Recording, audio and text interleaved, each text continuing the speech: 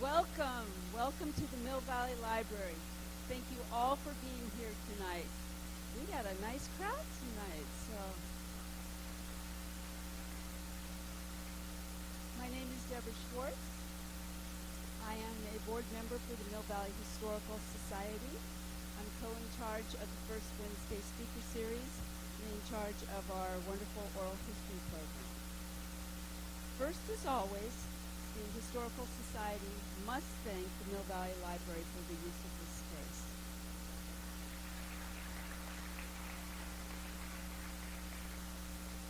How can we not, really? Some places feel like home, and this is one of them. So we are so very grateful to have this space, and one of the ways that the Historical Society thanks the library for pushing their books aside and moving the furniture and making room for our talks is to reciprocate by helping restore order to the room after the talk. So we love to have your help with that. We need your help with that. So after tonight's presentation and after the Q&A and after we have our community time together and purchase books for those that want them, we ask that you please help us return this room to order. Thank you in advance for that. Here's a little bit about the timing of the evening. First, we'll have the presentation. We have a wonderful guest speaker tonight, Betty Goerke, and she'll talk for about 50 minutes or so. I ask that you please hold your questions for the Q&A after, and I'm sure there'll be many. We'll have about a 15-minute Q&A, and after that is our time to say hello, meet the author, purchase books at a special rate today, discount rate, for all members of the Historical Society and people that showed up to hear the presentation tonight. And then while that's going on, we'll put the room back in order. So as I said, tonight we have a wonderful speaker. She's an author, a professor, and a beloved board member of the Mill Valley Historical Society. And in my mind, she's the heart and soul of the Mill Valley Historical Society. Her name, of course, is Betty Goerke, and she taught anthropology and archeology at College of Marin for over 36 years. My son enjoyed her class very much. She's the author of several books, including the very popular Chief Marin, Leader, Rebel, and Legend. Of particular interest is her participation in archaeological expeditions in Kenya, India, Holland, and in various sites across the United States. Betty is the director of MACOM, and that's an acronym for Miwok Archaeological Preserve of Marin, the group that helped create the wonderful Kuli Local in Point Reyes and sponsored the Community Ed Lecture Program at the College of Marin. And as I said, Betty is so important to the Historical Society. Her wisdom, her knowledge base, the ways in which she understands how to share what's so important about the history of this area, and she's a personal mentor to me.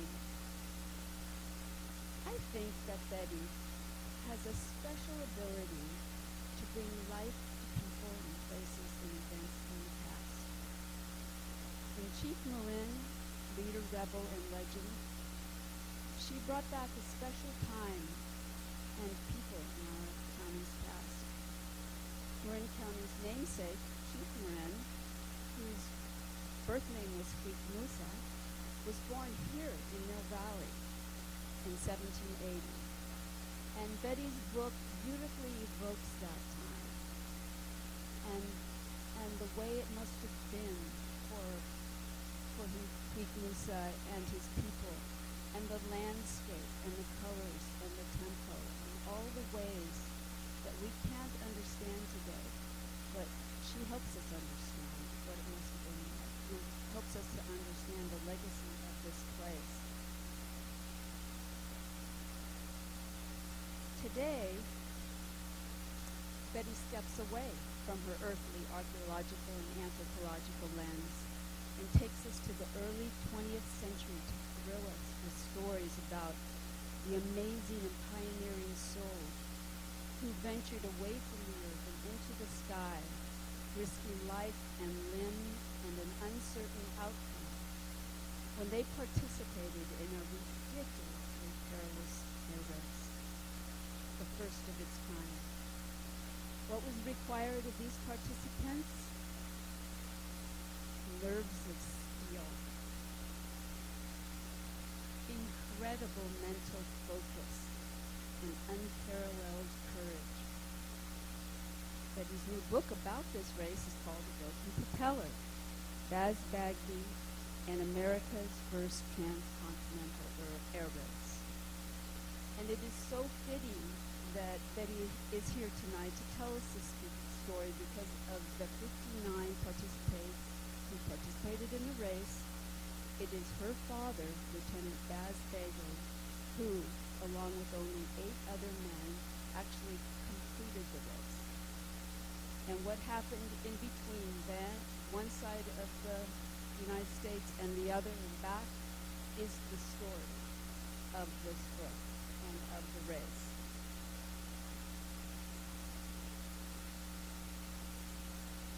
Ladies and gentlemen, where are you, Betty? Here she comes. It is my great honor to present to you tonight Betty Goerke. Thank you, honey. A little over the board, a little over the top. See, my concern about speaking in this big room is that I'm concerned that you cannot hear me. So at any point when you cannot hear me, just shout out, or lift your hand up, whatever you can, and let me know, because I'm here to talk to you. I want to make sure that it's not wasted for effort of yours or mine. Okay, when I was growing up, there was a broken propeller in the basement of my home. I never asked why it was there. I had no idea. And I just assumed everyone had a broken propeller someplace in their home, too. So it wasn't until 70 years later that I went home and visited my brother still living in the family home, and he showed me a closet, a hidden closet I didn't know about.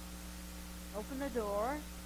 I had to crawl in on hands and knees, and smoking and coughing from all the dust, I saw what was in this closet.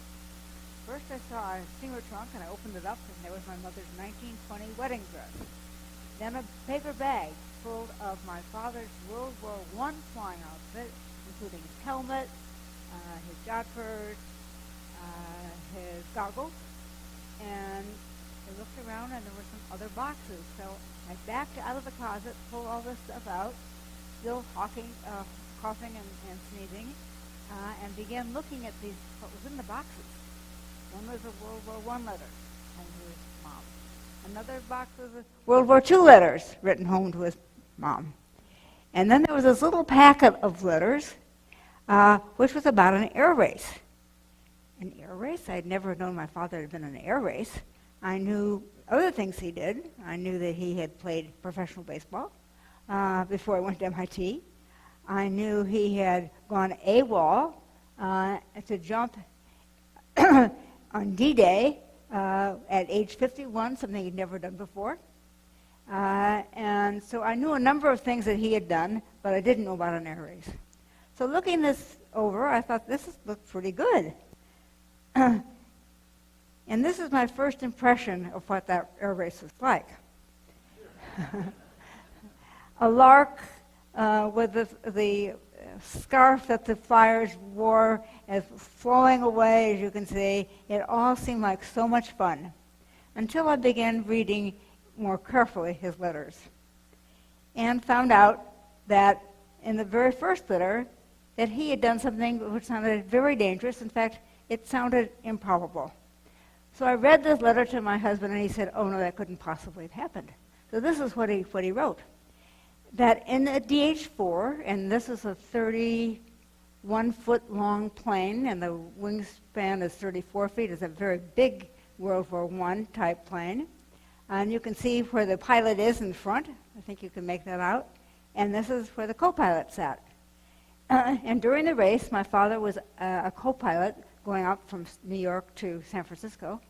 And the DH-4 has a serious flaw.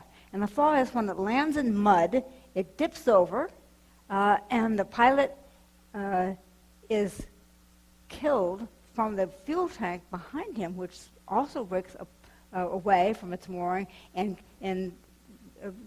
destroys the life of the pilot. So my dad, knowing that, wrote that he climbed out of the cockpit, crawled along the fuselage back to the rudder to hold it down as a counterbalance to what might happen. So you can see why my husband didn't believe it was true, but it was true. In fact, another co-pilot had done the same thing in the race, and he had died because when his pilot landed on the field, it was a bumpy field, and he fell off the plane. So it's a dangerous trick, dangerous maneuver, and that gives you an idea of some of the things that my father did. Okay, now let's go back to this whole flying business, and it began with gliders. This is Otto Lilienthal in Germany, and he was able to get the plane, his glider, to move back and forth by moving his body, but he didn't, unfortunately, wasn't successful at actually flying it. And then, of course, there were the famous Bright brothers, and they worked at a bicycle repair shop in Dayton, Ohio, and decided they would like to try using a glider and putting a motor on it and actually having an airplane.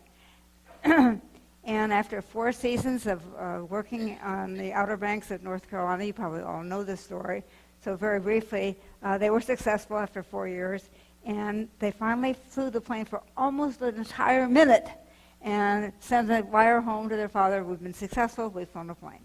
And you can see that the Wilbur Wright is lying on the lower wing of the double-winged plane. Next was Glenn Curtis, and he sat upright. Eventually they all sat upright and holding a wheel as if it was a car wheel, actually modified car wheel. And just 5 years later, he was also flying. And then after that, we come to Mill Valley. Because here is Weldon Cook, 1911, who was flying a plane. He hadn't designed it. It had been designed by 2 ship workers in Pittsfield. Is it Pittsburgh or Pittsfield, California? Which is it? Okay, thank you, Pittsburgh, California. And he had been a race car driver. All these race car drivers love flying because it was even more dangerous than, flying was more dangerous than racing cars. So he answered an appeal put up by the Mill Valley and the Tamalpais Scenic Railroad that they would give $1,000 to anyone who flew over Mount Tam. They took it back because they decided it was too dangerous. But he decided to fly anyway. He was already ready to fly. And he took off from Oakland, flew over San Quentin. First he flew over Berkeley and dropped a letter down to his brother, who was a student there, and to the president at Berkeley. And then he continued on over San Quentin, but he couldn't see because it was too foggy. When he got to Larkspur, people could see him, and they were very excited to look up and see an airplane overhead. And then he got to the top of the mountain. By the time he got there, it was late afternoon, and it was foggy and cold. And he thought, maybe it's not a very good idea if I can't see. Of course, these open cockpit planes don't have any way to see except by the pilot's eyes. And he decided not to go to San Francisco. His plan was he's going to fly over the Golden Gate, fly above Market Street, so it's a straight line out to the bay and back home to Oakland. But he decided he'd better stop that flight early, and he decided he would land in Mill Valley because his sister-in-law lived here, and he knew the terrain. So he started down, and all of a sudden the motor went out, and he slowly circled, he extended it as long as he could so he wouldn't be crashing down below, and he landed up in Sycamore Park. He was heading for a knoll, probably where Loch Lane is today. He was heading for the knoll, and he didn't make it, and the wind gust blew him into a marshy area in Sycamore Park where his plane got stuck in the mud. Mill Valley was thrilled with this.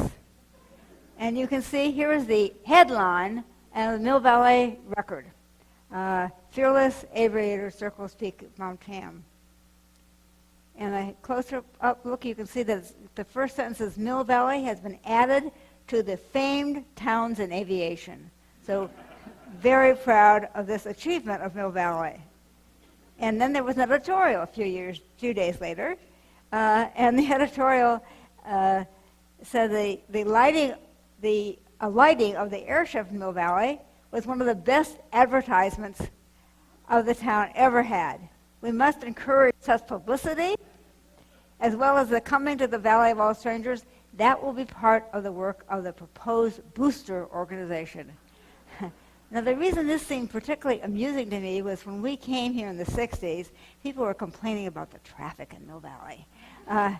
And it was decided that by someone on the city council, I'm sorry, I don't remember who it was, that we should have a gate at Blythedale and Miller Avenue and keep people out.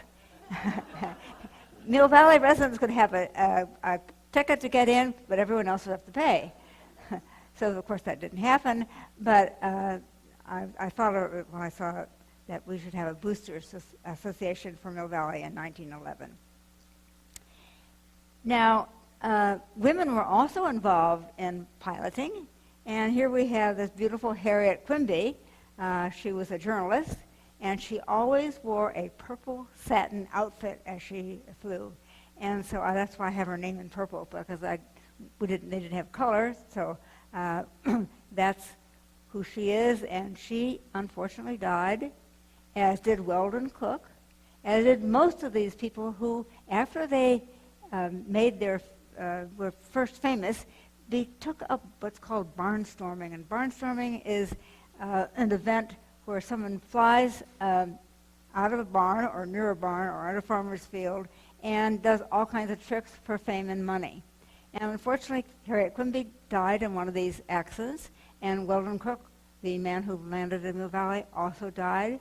And so most of the barnstormers before World War I died in these accidents, and so they couldn't participate in the U.S. Air Service during World War I.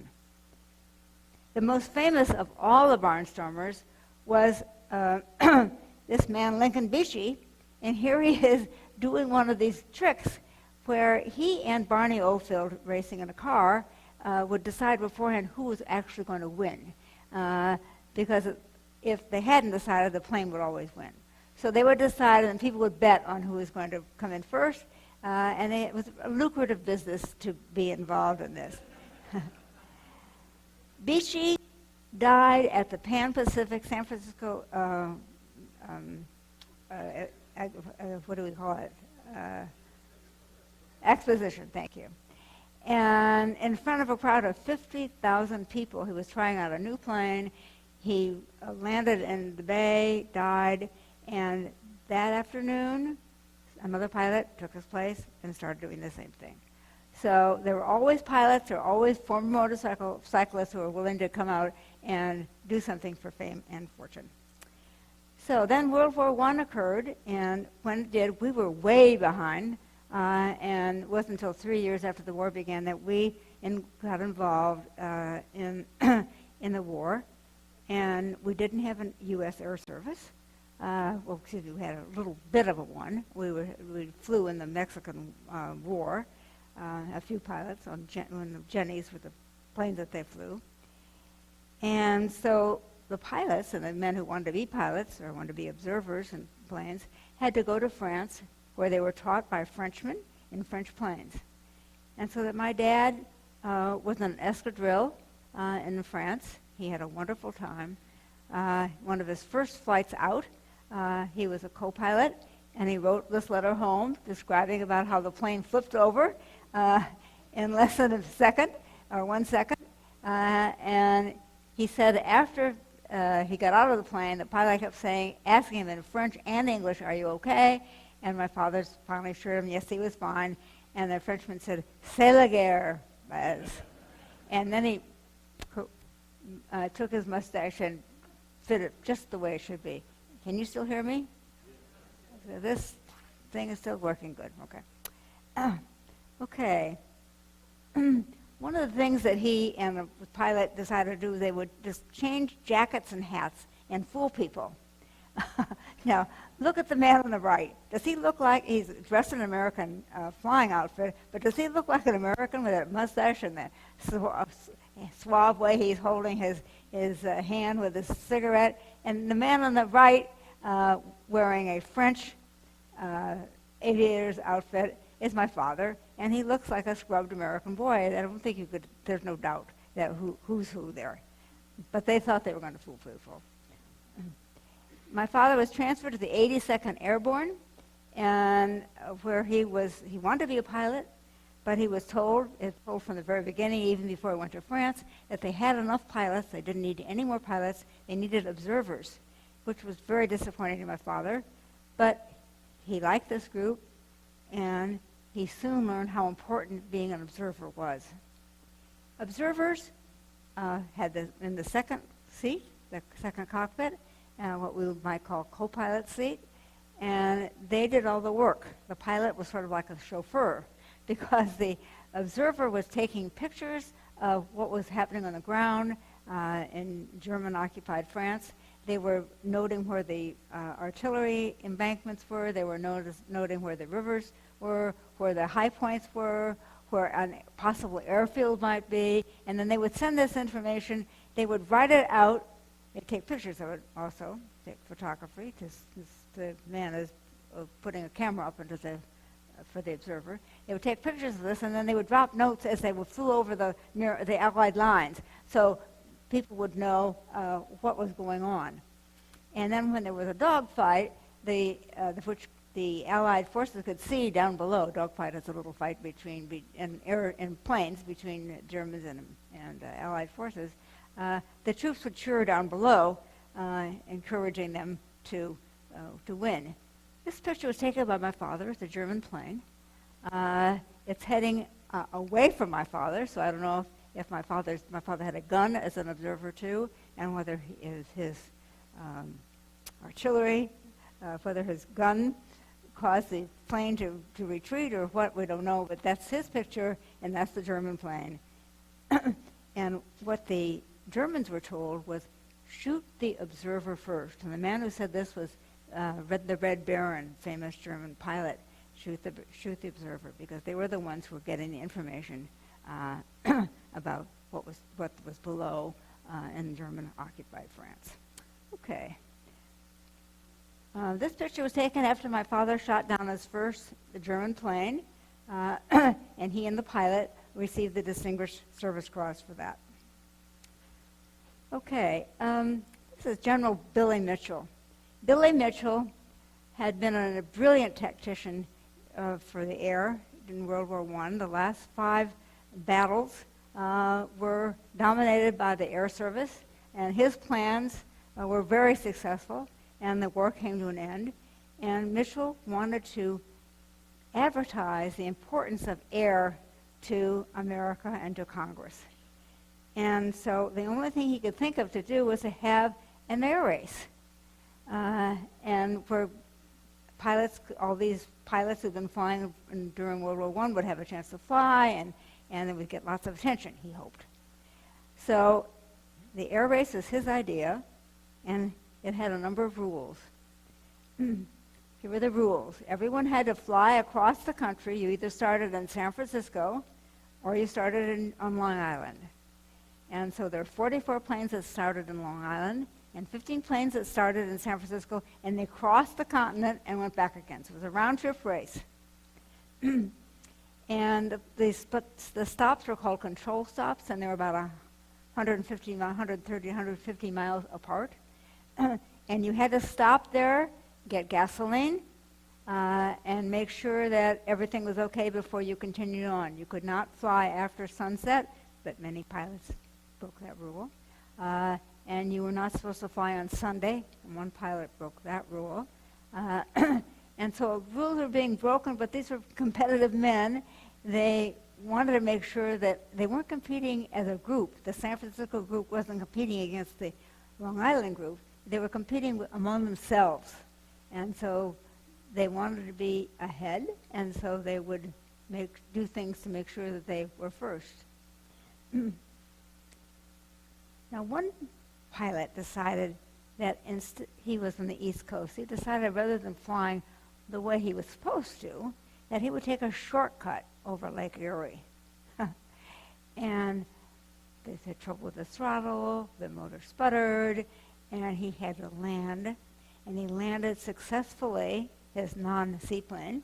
He landed on the water, got out of the plane, and then he and his co-pilot stood on the wings of the plane, and fortunately for them, there was a freighter nearby which had seen them coming down, and it went to and rescued them. They decided they wouldn't continue in the race. Okay. So even before the race began, on the way to participate in the race, the head of Langley Air Force Base, where my dad was stationed, flew into a tree. It was foggy, couldn't see. So he bumped into a tree and was killed. So there were 2 killings, both because of fog or mist, before the race even began, with men flying to start. And this is what happened on the first day. Okay, the blue is the San Francisco group, and you can see most of them made it all the way to Salt Lake City, which is quite a feat because they had to fly over the Sierra. And as one pilot said, it was very dangerous to fly over there because the Sierra, because there were no landing spots that you could take advantage of. You just had to keep going. But they made it, and unfortunately, in Salt Lake City, 2 of the San Francisco pilots died. You'll hear about that in just a few minutes. And then the New Long Island group, 1 pilot only made it all the way to Chicago. You'll hear about him, of course. And the rest, most of them were stuck in Buffalo. And they were right here. And only 1 made it to Chicago. And there was 1 death on that group, too, on the first day. So on the first day, there were 3 deaths, 2 from San Francisco and 1 from New York. Now, this is a little plane, an SE-5. I mentioned that the DH-4 that my dad flew was 31 feet long. This one is only 20 feet long. So it's a much smaller plane. Just 1 person was in the cockpit. And this is Major Bartoff. He's a wonderful character because when he finally reached New York, he asked to take advantage of a 3-day period when he was supposed to stay there and fly to Boston to see his football team play at Harvard. And they did very well. So the other ones from the San Francisco area who are famous include Chrissy. Okay, Chrissy is Major Chrissy here on the right, and his mechanic was Sergeant Thomas on the left, and those 2, when they got to San Francisco, crashed and died. So it's unusual that we have this picture of just these 2 men in particular, and also Lieutenant Wales, second on the right, also died on the 2nd day out after he'd been in Salt Lake City, and he flew into a mountain. So these are the pictures that they have, and we have Wales and Lieutenant Goldsborough. When Lieutenant Wales took his plane and saw he was coming to the mountain, turned sharply, and the plane fell, and fell on top of him, and he was killed. But Goldsborough was there, and he put some clothing on him to keep him warm, because he was still alive, Wales was still alive. And then he hiked 3 miles in the snow to get help. And by the time they got back, he was dead. Now, I have something unusual to show you, because I have a film of these guys taking off from San Francisco, from the Presidio field. So here is the film. You'll see these same guys standing there talking with each other, and then you have a chance to see the planes taking off. Can you see that? Is it dark enough? Okay, that's not very dark. Okay, sorry, that's not clear. Okay, so and here's the plane taking off. This is Chrissy's plane taking off. This is the one that crashed when it got to Salt Lake City. And then the next plane to take off is Lieutenant Wales' plane, and that's the one that crashed when it ran up against the mountain in the snowstorm. Okay, and then it was announced in the newspaper, fatal accident. Stills, cheers. Okay, so that's the story of the first day of the San Francisco group. Now, what about the first day of the Long Island group? Well, here is Lieutenant Maynard. He had been in an air race 2 weeks before, flying to Toronto, from Long Island to Toronto, and he'd won. So everyone thought that he was probably going to be a winner. He was a Baptist minister, and the press had a field day with him because they called him Parson, the Flying Parson. And they also had a field day because as he was leaving Long Island, his dog leapt out of his wife's arm, Maynard's wife's arm, and ran to the plane and tried to hop up to Maynard, and Maynard reached down and picked her up, and put her in the back seat in the cockpit with Klein, and the dog remained throughout the whole trip, round trip. Sometimes it would run away when it would land and didn't want to get back on the ship, but they always caught it, and she made it all the way. So there we have Maynard, Sergeant Klein, and Trixie the dog. So the night that he got all the way to Chicago, the only one to get there, he was pretty tired. He came in a little after sunset, which he shouldn't have. And the press woke him up as he was sleeping in the field. He and Klein and Trixie were sleeping in the field. And he had to have his picture taken. I haven't found the original because I understand there was also a movie, but I'm not sure the Chicago Tribune has kept that, not that I know of. The next day, the Tribune announces that Maynard races to the coast, and then the next stop after Chicago is a place called Rock Island, and here is the picture of the landing field. The people in Rock Island made this landing field themselves. When it was decided where the landing fields were going to be every 150 miles or so, some of them weren't actually fields yet, but they had an idea that there was a farmer's area and maybe they could make a field of this. So this is what people got out, and for the town's sake, they went out and tried to raise money and get people interested in making a bona fide field. And here you can see they're welcoming the pilots. Not too long after the start of the race started October 8th. On the 11th, a storm came in, as you can see, and the numbers are interesting because 1 is for all the way that Maynard had made it by the 11th. He made it to the Salduro, Utah. And 8, the number 8 represents a lost pilot in the East Coast. He couldn't find where he was supposed to land. 2, the number 2 represents where the whales died when he ran into the mountain. 4 is where most of the pilots were flying back and forth, both east and west. And 5 is where my father was in Chicago. And 6 was where the San Francisco pilots had made it by then. And there were 3 major pilots from San Francisco had made it, and they were competing with each other to see who was going to get there first. Okay, this is on the front page of the New York Tribune, a cartoon by Ding Darling. And what it represents is the surprise when a farmer looked up and saw a plane flying over his field, and the farmer would get on the phone and they'd call to the next town and say, "There's a plane coming your way," and the school kids would be let out so they could see it. And so it was a wonderful sight and very exciting, and there were lots of these incidents where the farmers were looked up and saw a pilot landing in his field because they were lost or they were having trouble with their engine. And this gives you an idea of the crowd that would gather when a plane landed in the cornfield, and and the people would come see. Now, it looks like the woman on the left has a cell phone, and she's calling to let everybody know. Now, only half the pilots made it from the East Coast to San Francisco. But the ones who did were in for an incredible treat because the Palace Hotel, the owner of it, decided that he would open the Palace Hotel to all pilots, and all food and all entertainment and the lodging was all free. And so they had just been either sleeping on the field or across the country, or they were sleeping in very simple hotels which advertised that they had steam heat and electricity, and to come here and be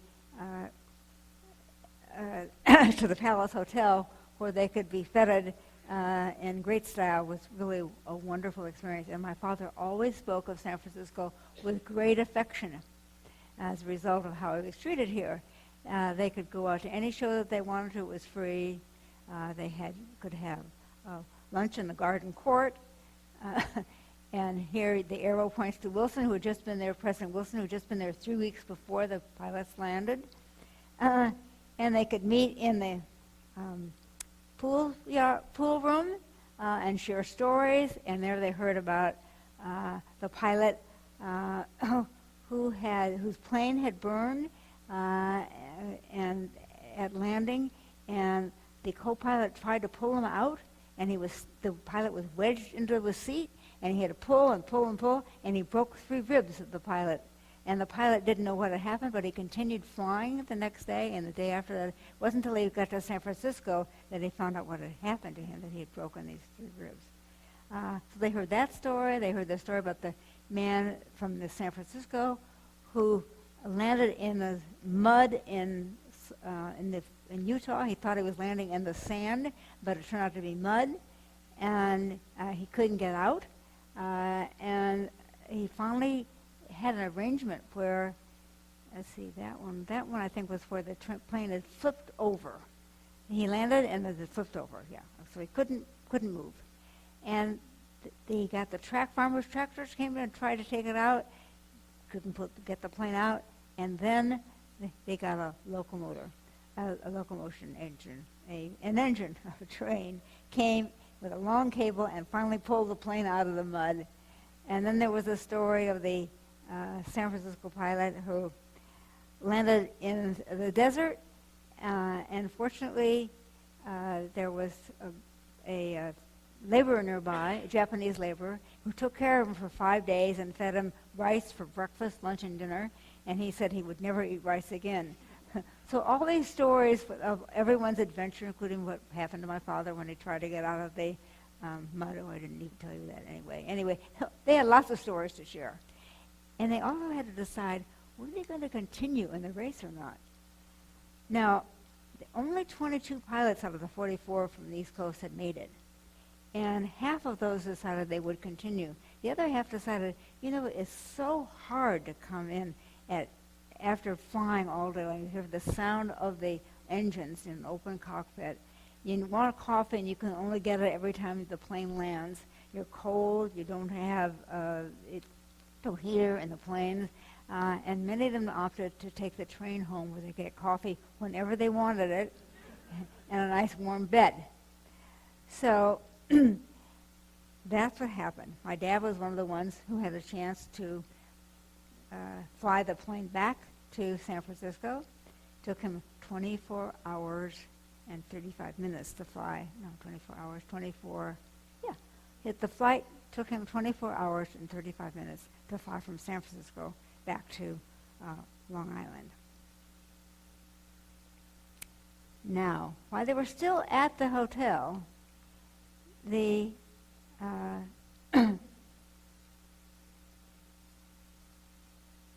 was a serious accident. A rancher heard a plane above him in Utah, running from his ranch. He heard a plane, and then he heard nothing at all. And he could see the plane coming down, and he crashed in his property. And the newspapers, of course, reported it, and his editorials were very upset and insisting that the race be stopped. One editorial after another said, the DH-4 is not safe, there's too many accidents, we should stop the race. Mitchell said, no. So the race continued. This picture is probably my favorite picture of all because it shows a very cocky, confident pilot. He's from San Francisco. His name is Keel. And you can see that he probably won. And he beat all the other pilots. And he's just looking just as cocksure as he could be here. And he beat a major that he was competing with by 10 seconds. It's a little more upsetting than that, or more enlightening than that. What happened was that the other pilot named Spots, who became General Spots, the first chairman of the U.S. Air Force in the 1940s, Spots had caught this pilot leaving 2 minutes early from one of the fields in Ohio. So he kept a close eye on it to make sure he had to make up those 2 minutes. He had to wait at the next plane. But he's always afraid that this pilot was going to cheat on him. So he was a major. So he told Keel, a second lieutenant way below him, that he should wait 10 minutes before he took off for the last stop. And as a second lieutenant, hearing this from a major, he agreed. But Spots took off, and Keel thought about it for about 5 minutes. He thought, we'd go ahead. So he did. 5 minutes later, he took off, and he raced. They were both racing to Long Island, and what happened was Spots landed at the wrong field. There's 2 fields right next to each other in Long Island, and Spots landed at the wrong field. When he realized his mistake, he hopped back in the plane and raced to the correct one, but he didn't make it before Keel landed 10 seconds early. So that's this cocky expression. And both Keel and Spots said they were not going to fly back. It was too dangerous, too tiring. They were exhausted. They'd never want to fly again. Well, they both tried to. They weren't successful, but they did try to fly back because the competitive urge was stronger than health, I guess. Okay. So the person who did win from San Francisco was Smith. Lowell Smith is here landing in the bumpy field of the Presidio in San Francisco, and which reminds me of something I should have said earlier, and that was when Chrissy died. He was the major who flew from San Francisco and died in Salt Lake City. It was decided to name the Presidio field after him. So Chrissy Field is named after Major Chrissy, the man who died on the first day of the race. So here we have Smith coming in to Chrissy Field, formerly Presidio Field, and you can see how bumpy the surface is of the ground. And he was entertained royally by the city, given a plaque and who knows what else, speeches, dinners, and also put up at the Palace Hotel. The winner of the race on the other side, the eastern side, was Maynard, and you can see here with Klein and a dog. Now the dog reminds me of the phrase you may have heard in World War II. A pilot said that God was his co-pilot. Maynard would have to say, "Dog is my co-pilot." And you can just see the same letters, G-O-D and D-O-G, G-O-D and D-O-G. Okay. So on the last day of the race, my father came in, and here he is being greeted by his older brother, a naval commander, and they're chatting. I would love to know what they're chatting about, because I have an idea of what it could be. Nothing to do with flying. Because after the race was over, my dad began acting very much like a barnstormer. He was so careful during the race, followed all the rules, didn't do any jelly rolls, didn't do any fancy tricks. But as soon as the plane landed and he went to Washington, D.C., he started doing all kinds of tricks. And he wrote down, the belly rolls that he did and the flips and et cetera. And he said where he did them. He did them over Lanier Place. Now, I knew Lanier Place was where my mother was living when she was working at the Washington Herald newspaper as a assistant society editor. So I thought, that's why she was doing these tricks. And sure enough, when her boss looked out the window and saw my father doing all these tricks, these dangerous tricks, she said, "Marry that what did she say? Marry that fool, lovesick aviator before he kills himself. And 6 months later, yes, indeed, they were married. Okay, so was the race successful? Successful. Was Mitchell wise in choosing to do this to advertise the Air Force, or Air Service, excuse me? And he put out a report. The report said, yes, there had been 57 plane crashes, only 59 planes, 57 air crashes. Many of them, they could fix the plane and they could continue. That there had been 7 deaths altogether, if you don't count the first 2 that of planes flying to the airport to start the race, excuse me. And he said, yes, that the pilots weren't given enough information about where to land, and they didn't have appropriate maps. He laid out all the things that were wrong, but many of those things could have been taken care of beforehand. So the people who had loved reading about it weren't so sure, Congress and the press, weren't so sure they wanted to support his ideas. Now, his ideas were to believe that there's going to be another war, that air was going to play an important part, that we should have a separate Air Force.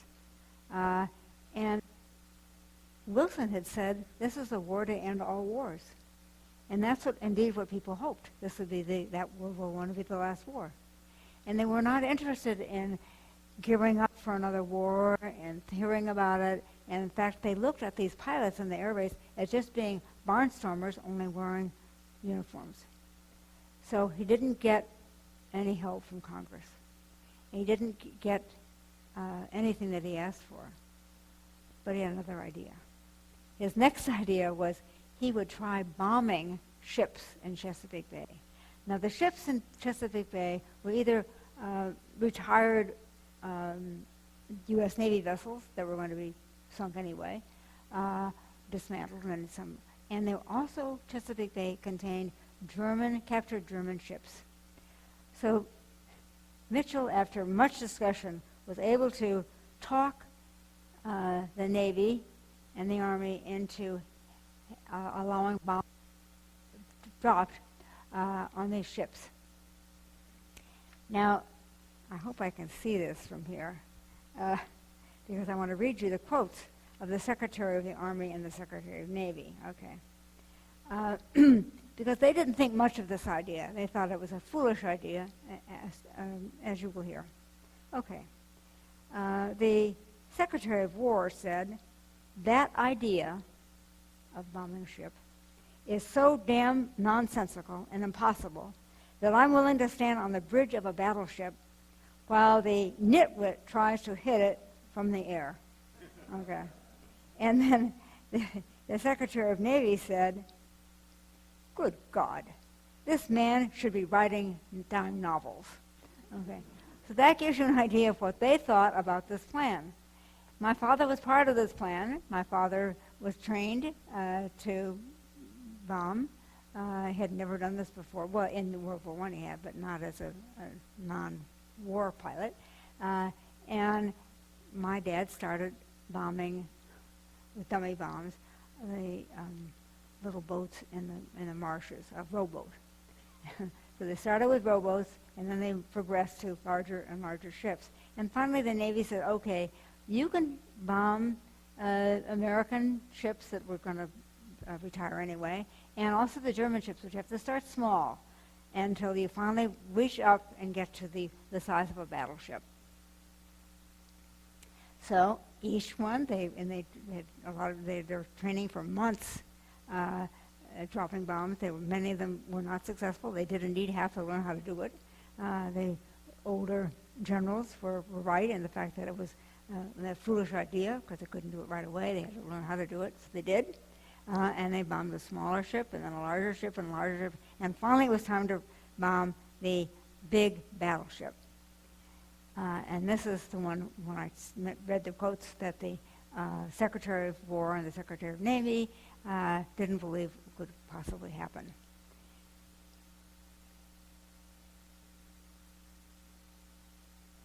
So this is the event. There was a ship with 300 people on it to observe this, and most of them thought it was not going to happen. There were other ships that were in the area, and they were all watching this a big event. And you can see that there was a near miss, and then there was a solid hit. And there were 50 reporters also in the crowd. So 301 ship and maybe hundreds of others. I don't know exactly whether it's 450 or 500 people saw this event. And what the reporters saw was the generals crying. The Secretary of War, the Secretary of Navy were crying when they saw this. They were so upset that this had actually happened, and that it happened by a man who they thought they didn't like much anyway. They didn't like Mitchell because for many of reasons. One of them because he refused to wear regulation Army clothing, Air Service clothing. So it was upsetting to them. A few years later, Mitchell angered the President Coolidge, by complaining about something that had gone wrong in the Navy and with having to do with air, and he was court-martialed. So this is the court-martial, which occurred in 1925. Mitchell walked in very confident. I have a picture in my book of he and his wife look supremely confident as they walk in. He had everybody important testifying. He had the press behind him. He had the American ace of the World War I, Rickenbacker, was there. Many people came to testify for him. You have to read about in the book what happened. Okay, can't tell you everything. Okay, World War II came along. Of course, Mitchell was right. Mitchell had predicted, by the way, that the Japanese would bomb Pearl Harbor early Sunday morning. I can't remember if it's at 7 or 7:30, and of course that's what happened. And the air became important, and and my dad re-upped and joined what is now the U.S. Army Air Corps. And just one picture of that period in the Second World War. I want to show you his sister standing between Eisenhower on the left and her boss, Spots, on the right. His much younger sister, my Aunt Sarah, and she was the aide to Spots. And so she and the man in the background, can you see the man in the background smiling, bald and smiling? That's my father, Bagby. And the four of them would play bridge in North Africa, in France, and England. And so my dad kept an eye on his sister, and her sister kept an eye on my dad, who was doing things that her boss wouldn't have liked. Okay, so back to the broken propeller.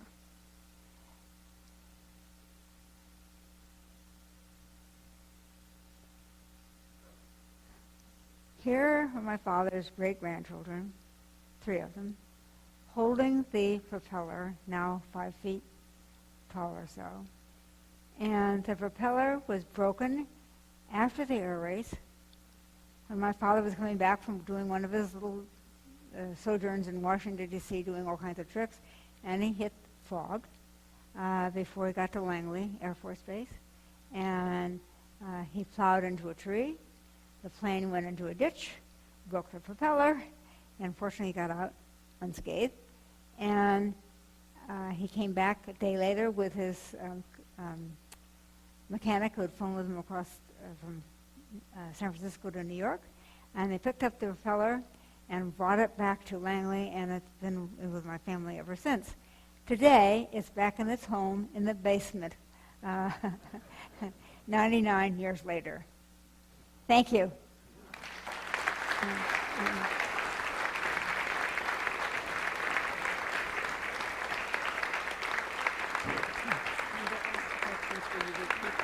Yeah, I will. Mm-hmm. Okay. Okay, Q&A time. Any questions, anyone?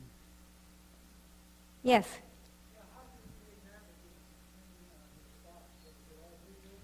Okay. how do they navigate between their stops? This is a very good question because you can imagine they had to see it, and frequently they couldn't see the base. Sometimes the base would light fires, particularly if they realized that someone was off track. They had maps, but they weren't very good. They had car maps, automobile maps. So they didn't have good maps. And if they couldn't see the base, that's why they were landing in all these other places where they shouldn't have. Another question? Yes. Were they following the railroad is the question. Yes, that was the plan, was they could follow the railroad. But what happened was that sometimes they would follow the wrong track. There would be, their diversion, and they would take the diversionary track off to Denver or someplace else. And so that's it. They had railroad tracks to follow. Yes. Yes. What elevation were they flying? My father's logbook is that elevation for every flight that he took. And his elevation showed that he was from 2,000 feet to 10,000 feet. He was over 10,000 feet at least 5 times. And sometimes they were flying over the mountains. And as you'll read in the book, these little SE-5 planes, which were only 20 feet long, they flew right over the paths in the mountains and kept down low. And the bigger planes, one of them watched what the little plane was doing so they knew where to go to. Yes. Pardon? Did he record his airspeed? No, he didn't. Yeah. Any other questions? Yes. Okay. How hard was it to find fuel when they went off course? Well, sometimes the farmers would find fuel for them. They would drive into town and get it. Sometimes they were loaned a horse, and they could go by horse into the next town to get it. And sometimes there wasn't any fuel, or the fuel was too cold, and they had to wait until it was warmed up. So it was not so easy. When my dad was in Michigan off course, because he was supposed to be flying to Chicago, and took a shortcut, it didn't work out. They needed to work or deal with a farmer to get the fuel. Any other questions? Yes. How many days? Well, each pilot had a different set of how long it took him. So I couldn't say. I know for sure how long it took my father. It was from October. He arrived back in New York October 31st, and he left San Francisco about the 21st of October. So it took 10 days, but flying time was only 24 hours and 35 minutes. Yes, Abby? So you didn't know this about your father. You knew a lot of other things about him. How did this discovery change your perception about family life, about the things you had taken for granted in your family? Okay. Abby's question is, how did the race and what I learned about the race change my perception of my family? Well, one of the wonderful things about doing the research was I was researching about my father and eventually about my mother too. And I had a chance to talk to my brothers. We all had different takes on what had happened about our parents. It made me admire and love my parents even more. And when I was working in Africa and got lost, when I was with a team with Richard Leakey and working in Kenya, I thought of my father. As I said, was lost, and I found a little hillock where I could sit because I knew someone would come back for me. There were only 3 of us on the team. But I thought of my father then and how brave he was, and I had to be brave too. I was found, obviously. Yes, Marcia.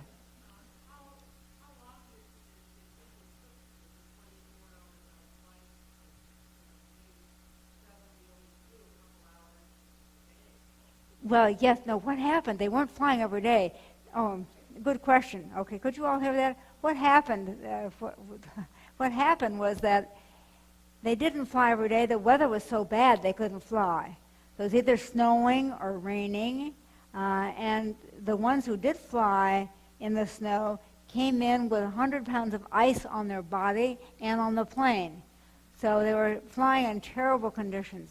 I should have mentioned that because that's pretty important. Really deadly conditions. Well, they had to stop every 130 miles. So as long as it took them to make that 130 miles, and that weather, they'd come down early. On the second day of the race, my dad landed in a field in Pennsylvania because the rain was so hard. And when he landed there were 3 other planes there too.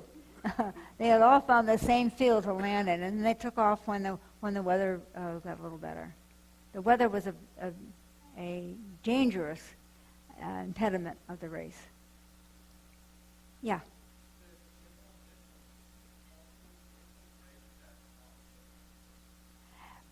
General Mitchell, pardon, I didn't get the question. Aha, okay. So, yeah, wait a second. Okay. The man who flew over Tokyo was flying in a plane named Mitchell, after Billy Mitchell. That's where you got the connection. But that was Doolittle, and Doolittle was a friend of my dad's. In fact, Doolittle wanted my dad to fly when he re-entered the Army, Air Force, Air Service. He wanted him to fly on that dangerous mission. Thank God my dad didn't make it in time to go on there. Okay, yes? Did other members of your family pursue careers in aviation? Okay, yes. My youngest brother became a navigator during the Korean War.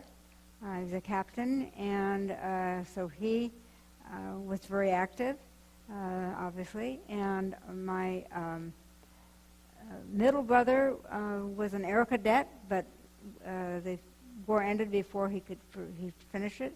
And my oldest brother was an infantryman. And you get the book, you read about how my dad flew into where my brother was fighting the Battle of the Bulge, the worst battle that we had during World War II, and gave his son his helmet, his gloves, his jacket, everything, because my brother was in GI clothes, which weren't warm enough in the winter. Yes?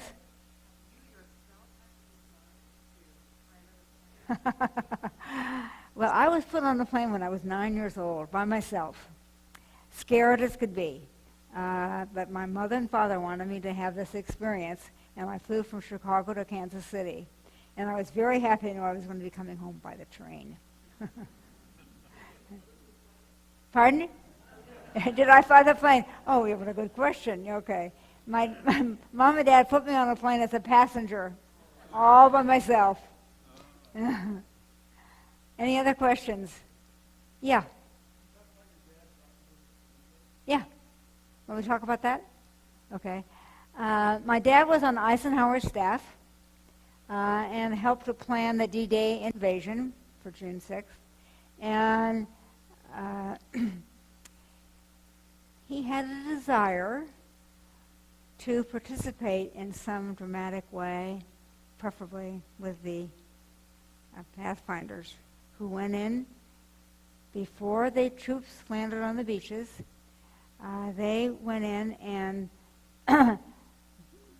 with the first people in German-occupied France, and they landed to set up flares so that the following group of planes would have parachutists who would come in, and followed by the gliders. So my dad, who had never done it, had no parachute training at all, was 51 years old, pulled rank on the majors who were flying these planes, found a major who would accept him. He had to leave his station with Eisenhower's, wherever they were stationed, in some place in England, and make his way to northern England to find someone who would take him. And as I said, as he pulled rank, he got this major to say, okay, he could go, but he had to be the last one off the plane. So my dad agreed to that, and he was put in the plane, and all these men, young men in their 20s, were so helpful. Do this, turn left when you get out of the pushed off the plane. Don't do this. They loaned him a wool cap to put underneath his aviator's helmet. They were very helpful. And then at one point, the jump master said, "Okay, guys," and he gave him a pep talk. "Are you mice or men?" And one guy called out, "Squeak up, guys." So he landed in a tree, got down from the tree, and immediately pulled out a cigarette. And someone yelled out, "Who is that goddamn fool who's smoking?" And someone said, "Oh, it's that old guy." So, and then they were all given passwords to get back to the coast. My dad forgot the password. And so he was stopped. And someone wanted to know, what was the password? We didn't know what it was. And they said he was an American and he was a colonel, et cetera, but they didn't believe him, of course. And fortunately, just then, someone was driving by in a truck, and he recognized Dad from college. And he called out, "Oh, Baz, nice to see you again." And so it was okay, and he was let go, and he got back safely to the shoreline. When he got there, he got on a ship, and the captain of the ship was a classmate of his brother's, Lou's, at Annapolis. So it all worked out very well. And then he got back to the headquarters, and he was reprimanded seriously about taking off without any training and without telling anybody. And that in the morning. And in the afternoon, he was given a Silver Star. And that was on the new front page of the newspapers on the day I graduated from 8th grade. So, any other questions? I think that's a good closing story. I do too. Thank you.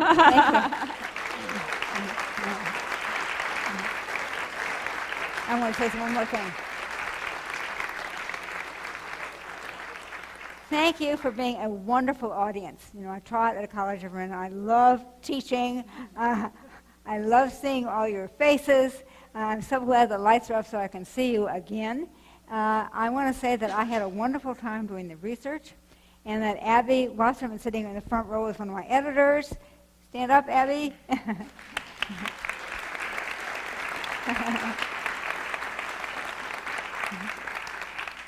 My daughter Robin is here. She should get some credit for cleaning up in the kitchen.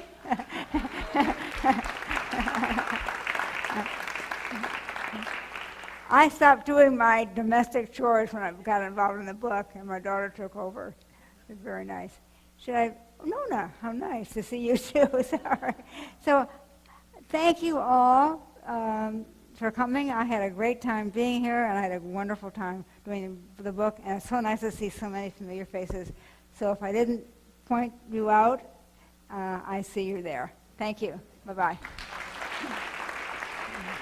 Thank you, Betty.